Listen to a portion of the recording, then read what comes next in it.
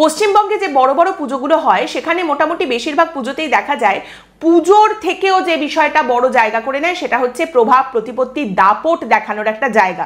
তৃণমূল কংগ্রেসের বড় বড় নেতাদের পুজো রয়েছে এবং তৃণমূল কংগ্রেসের নেতারা বিভিন্ন বড় বড় পুজোর সঙ্গে যুক্ত রয়েছেন, কমিটির মাথায় রয়েছেন বা তারা নিজেদের উদ্যোগে পুজো করেন, এরকম প্রচুর শুনতে পাওয়া যায়।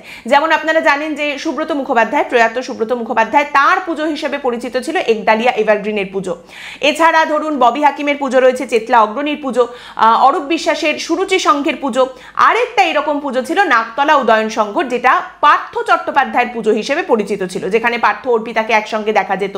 কিন্তু তিনি গ্রেপ্তার হওয়ার পরে নিজের ওই রাজনৈতিক প্রভাব খানিকটা তো তিনি হারিয়েছেন, তার সঙ্গে নিজের দলের পদ, মন্ত্রিত্ব, এই সব কিছুই তিনি খুইয়েছেন এবং একই সঙ্গে তিনি তার ওই নাকতলা উদয়ন সংঘর পুজোটাও খুইয়েছেন।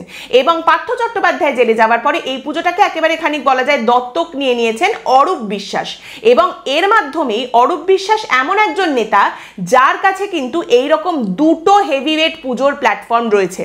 এছাড়া আপনি দেখুন এই সমস্ত কিছুর ওপরে যে নামটা জলজল করে প্রত্যেক বছর সেটা হচ্ছে শ্রীভূমি স্পোর্টিং ক্লাব, যার মাথায় রয়েছেন মন্ত্রী সুজিত বসু। এবার এই যে বড় বড় পুজোগুলো হয় 90% ক্ষেত্রে দেখতে পাওয়া যায় পশ্চিমবঙ্গে এই পুজোগুলো এই সমস্ত নেতাদের দাপট, কে কত বেশি টাকা আনতে পারেন, বিজ্ঞাপন আনতে পারেন, কত বড় পুজো করতে পারেন, তার কত দাপট রয়েছে, কত প্রভাব, কত প্রতিপত্তি, সেই সব কিছু দেখানোর একটা জায়গায় পরিণত হয়েছে।